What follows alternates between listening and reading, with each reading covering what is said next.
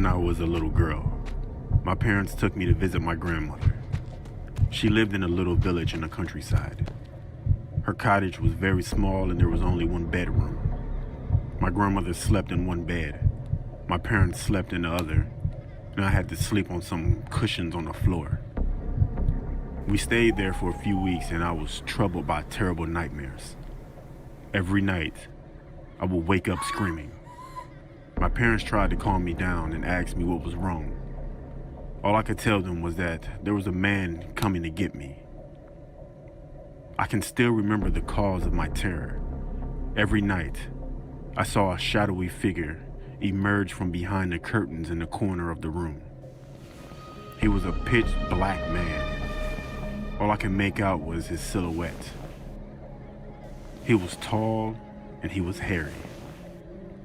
I would watch in horror as he came crawling towards me with a sickening slowness. He came up to me and he whispered something in my ear. And just as I was about to scream, he would place a finger against his lips and whisper, "Shush, shush, shush."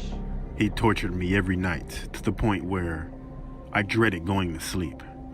As time went on, he began to appear not only at night, but also during the day. One evening, we were all watching TV in the living room, and at some point, I happened to glance to my left.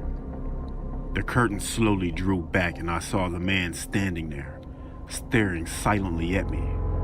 He raised his hand, put his finger to his lips and whispered, "Shush, shush, shush." I let out a horrified scream and immediately told my mother what I had seen. She got up and went over to the curtains, pulling them back and forth, showing me that there was nothing there. But of course, by then, he had already disappeared. When the holiday was over, we went back to our apartment in the city and the nightmare stopped. After that, my grandmother would always come visit us. So we never went to her cottage on a vacation again. As time went on, I stopped thinking about the man and eventually forgot about him altogether. One summer, when I was 13 years old and my little brother was 5 years old, we went to stay with my grandmother again.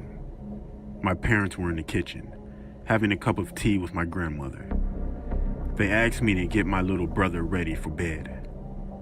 When I was preparing a mattress on the floor for both of us to sleep on, my little brother was sitting on one of the beds. I noticed that he was being usually quiet. When I looked up, I saw that he was staring at something. "What's wrong?" I asked. Then suddenly he jerked his head around and looked at me, his eyes wide with fear. He looked at me, pointing at the curtains.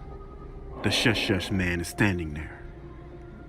Needless to say, my brother and I spent the night sleeping in the kitchen, and we never went to visit my grandmother's cottage again.